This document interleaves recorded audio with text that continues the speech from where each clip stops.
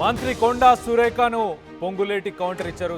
సురేఖ చిన్న చిన్న కాంట్రాక్టుల కోసం నేను ఆశపడను, నాపై సురేఖ ఫిర్యాదు చేశారని చెప్పి అనుకోవడం లేదు. మేడారం పర్యటనకు సురేఖ రాకపోవడానికి కారణాలు ఏవైనా అయి ఉండొచ్చు, అందరూ అన్నిసార్లు ఉండాలని ఏం లేదు కదా అని చెప్పేసి ఆయన వ్యాఖ్యానించారు.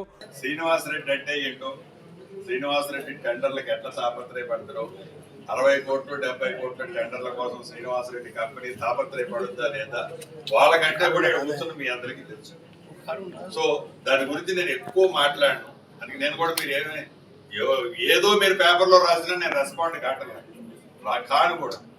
అంటే నాకు ఒక్కటే, ముఖ్యమంత్రి గారు ఒక ఆదేశాలు ఇచ్చారు, ఈ ప్రభుత్వం ఒక ఆలోచన ఇచ్చింది, 100% దాన్ని పూర్తి చేయాలనే తపన మా సురేఖక్క కానీ మా సీతక్క కానీ స్థానిక పార్లమెంటు సభ్యులు కానీ అందరినీ కలుపుకొని పూర్తి చేయడం దానికోసం నేను ఒక్కడనే చేసేది కాదు, వాళ్ళందరి ఆలోచనలు కూడా తప్పకుండా దాంట్లో క్రోడీకరించిన తర్వాతనే ఫినిష్డ్ ప్రొడక్ట్ ఆ దైవ కార్యక్రమం పూర్తవుతుంది.